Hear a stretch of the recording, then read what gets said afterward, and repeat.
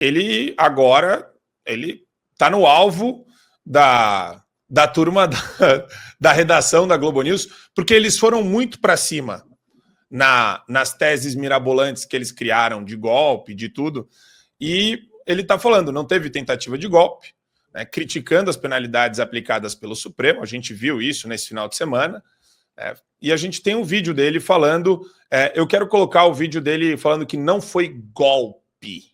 Vamos lá. O que aconteceu não pode ser admitido que aconteça novamente. Foi uma agressão às instituições, uma agressão inimaginável. Acho que ninguém imaginava que aquilo pudesse acontecer. Agora, querer dizer que foi um golpe tem que ter um líder, golpe tem que ter uma pessoa estimulando, tem que ter apoio de outras instituições interessadas, como as Forças Armadas. Não teve isso. Ali foram vândalos, baderneiros, que queriam, com inconformidade com o resultado da eleição, demonstrar sua revolta, achando que aquilo ali poderia resolver, talvez, o não prosseguimento do mandato do presidente Lula.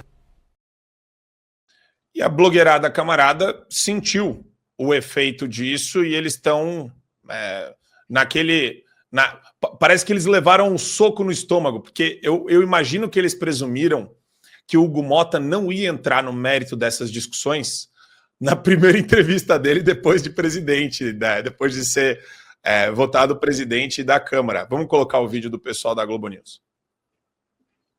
Ô, Júlia, quando eu tive com o presidente da Câmara, o novo presidente da Câmara, em Brasília, para entrevistá-lo, essa semana ainda. Essa semana começou. Ele chegou ao final da entrevista, naquela conversa de bastidor, até brinquei, falou, olha, você é um personagem político interessante, porque vindo, você tem a juventude, você mostra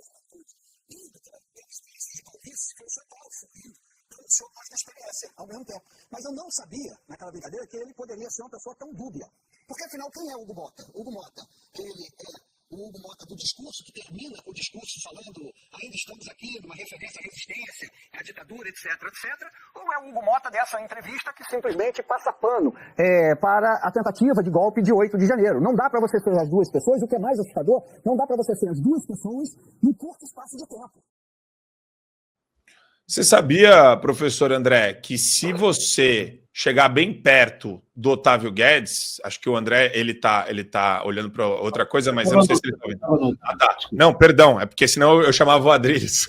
Mas você sabia que se você chegar bem perto do Otávio Guedes, esse jornalista que acabou de falar aqui, esse maluco, você vai sentir o cheiro do Alexandre de Moraes, aquele cheiro fétido, aquela coisa fedida de enxofre do gabinete do Alexandre de Moraes, porque no fundo é isso, né?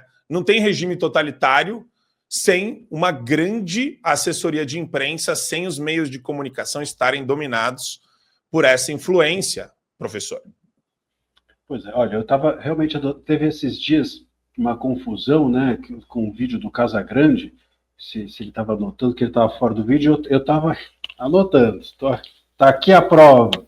Olha, é o seguinte, eu acho que a gente precisa realmente entender que nenhum sistema censório funciona apenas com a estrutura de poder estabelecida. É claro que ele se organiza de baixo para cima com pessoas que têm interesse no exercício do poder. Tem pessoas que, por convicção, apoiam um regime autoritário, e tem pessoas que, enfim, são financiadas pelo regime autoritário. Sempre é assim, né? E, infelizmente, a gente tem visto isso de uma forma até grotesca.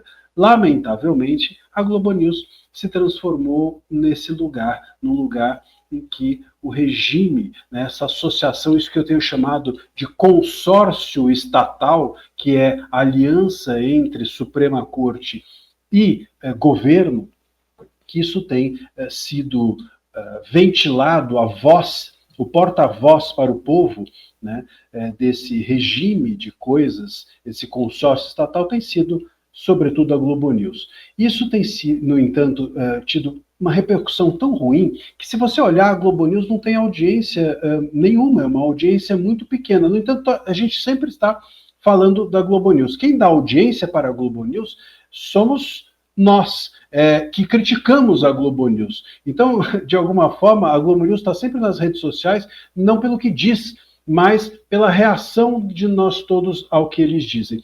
Isso mostra o quanto que as redes sociais são importantes, o quanto que esse consórcio estatal não consegue fazer a sua voz ser ouvida por porta-vozes como a Globo News, ou como esses jornalistas que você menciona.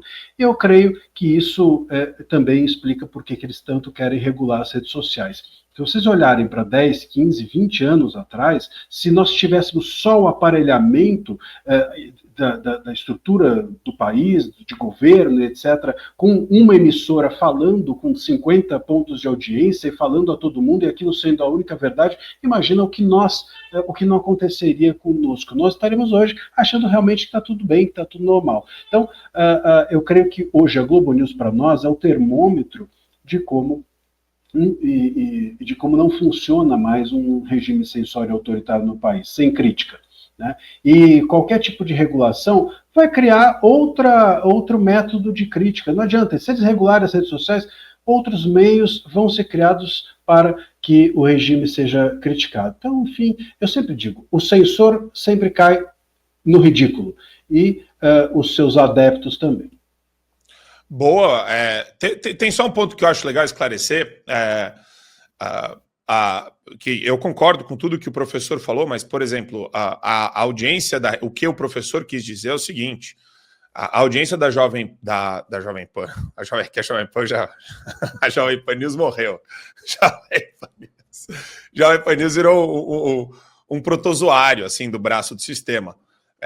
Mas, e deixando claro que nada a ver com o pânico, eu sempre falo isso. Sempre tem que falar isso.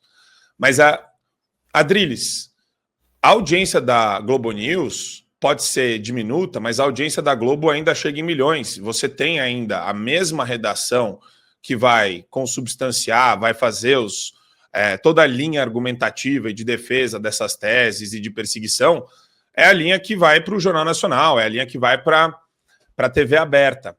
E a gente tem, para ilustrar, a gente usa aqui esses comentários do pessoal da Globo News, porque é a melhor forma de entender o que está acontecendo dentro da assessoria de imprensa do Supremo Tribunal Federal. Vamos colocar para o Adriles a Natuza, acho que é o vídeo da Natuza agora. Natuzinha. Olha só, existia por trás, a gente sabe hoje, daquelas manifestações, uma consciência de gente poderosa querendo que aquelas manifestações acontecessem para que o presidente que havia sido eleito deixasse o poder. Havia. Isso está lá no inquérito da Polícia Federal. Então eles descem dos acampamentos que estavam sendo gestados há 2 meses e tanto, com aquela finalidade. Esperava-se que não precisasse daquilo, que não se precisasse do 8 de janeiro. Você percebe, Adriles, a confusão mental do pessoal da Globo? Porque uma pessoa que eles não imaginavam que fosse falar que esse negócio do golpe é pura idiotice, é pura invenção e perseguição, você percebe como eles não conseguem nem falar direito sobre o assunto? Eles só ficam repetindo, parece que chavões e prende. Chavões, prende. Tem que prender, tem que perseguir, tem que pegar. Essa é a estratégia deles, Adriles. O que o Hugo Mota falou, o que o Hugo Mota disse, é o que todo mundo sabe, todo mundo percebe. Aquilo ali, no 8 de janeiro, foi um bando de invasores desesperados, exatamente, não por uma eleição que eles não queriam, mas desesperados por causa de um TSE, de uma justiça eleitoral, que agiu como ator político, privilegiando um lado em detrimento de outro. Coisa que se seguiu a prisões, coisa que seguiu a censuras, coisa que seguiu a perseguições. Ou seja, aquilo que o Olavo de Carvalho fala, né? Vai chegar um momento em que a elite tirânica brasileira vai apertar tanto as pessoas e as pessoas vão ficar desesperadas e, num ato absolutamente não razoável, vão fazer algo que pareça ser antidemocrático e aí tá lá. Aí é o golpe, é o bando de golpista contra a democracia. É isso.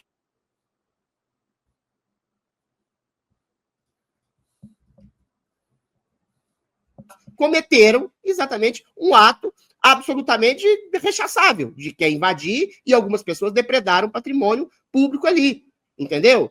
A questão que se coloca é muito simples. Não houve golpe.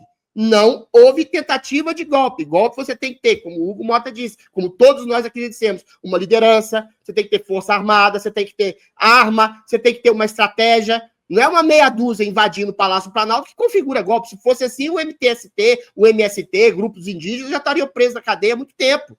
Entendeu? Isso foi instrumentalizado, a invasão do 8 de janeiro foi instrumentalizada como exatamente o passaporte para que houvesse recrudescimento das perseguições, da censura, exatamente de tudo quanto há.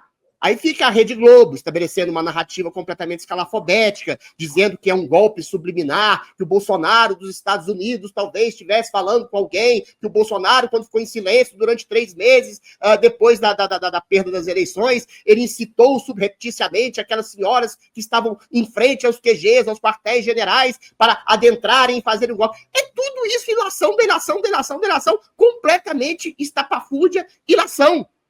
Entendeu? Você tem, de um lado, um judiciário sórdido, que eventualmente promove perseguições e censuras e massacres às pessoas, e você tem exatamente o braço forte da Globo News e da grande mídia, da Rede Globo, aliás, que tem muito mais audiência que a Globo News, dando suporte a essa narrativa completamente estapafúrdia. Agora, quando autoridades, quando políticos, quando jornalistas passam a falar o óbvio, aí, eventualmente, todo mundo fica completamente aturdido. Não só os jornalistas da Globo News, mas também, exatamente, os membros do judiciário, que agora fingem estar fazendo uma asepsia na ditadura, retirando uma ou outra continha aqui suspensa, para manter tudo como está, a ditadura como está. É aquela velha frase do Tancredi, né, do Gato Pardo, do Tommaso Lampedusa. É preciso que alguma coisinha mude para que continue tudo como está.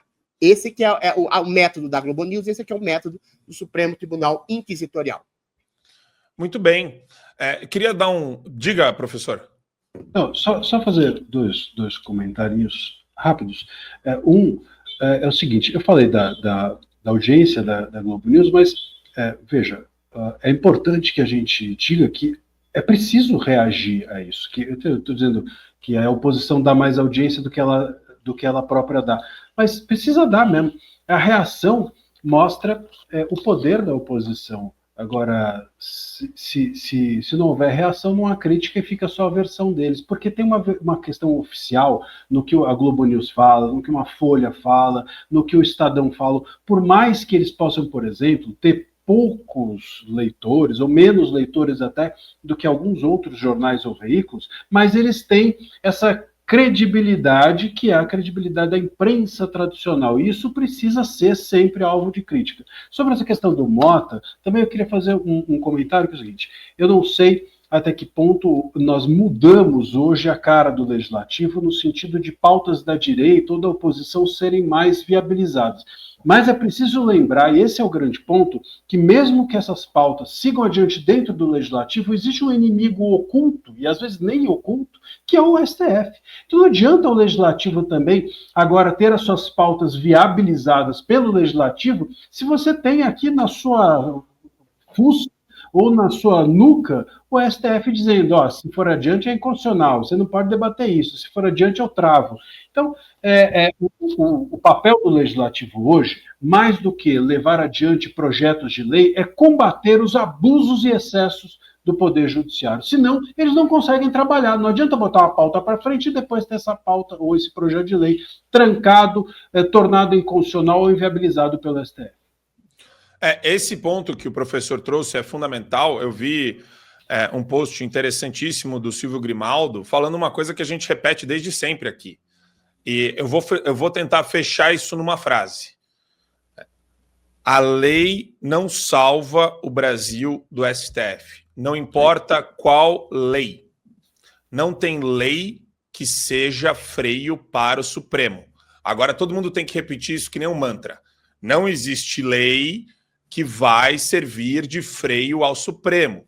A punição de ministros será o começo de um processo de reformas que tem que envolver a Constituição, tem que envolver regimento interno do Senado Federal, tem que envolver também a lei de abuso de autoridade.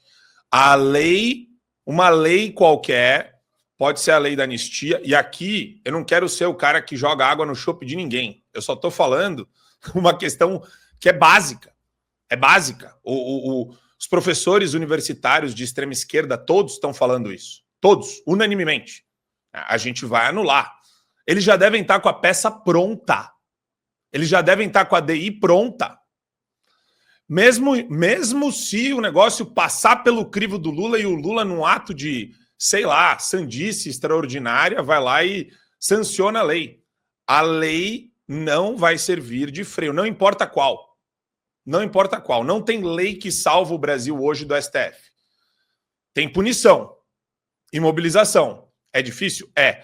E outra coisa que eu acho legal jogar aqui nessa conversa entre nós.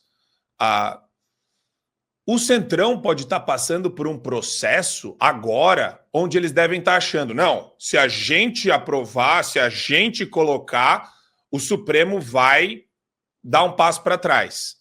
E daí, como medida estratégica, trazer leis para debater no Congresso Nacional, para depois escancarar mais e mais e mais do que a gente já sabe, que o Supremo está exercendo um poder tirânico e absolutista. Dentro de uma perspectiva de uma punição chegar para os ministros, eu até entendo, mas eu só acho que não dá para a gente levantar tantas expectativas assim com base em lei. A lei para os ministros do Supremo hoje não vale nada, não importa qual é o tema, qual o teor, o que está na matéria da lei, não importa. Se eles distorcem e relativizam texto objetivo e literal da Constituição Federal, irmão, lei é subproduto para eles.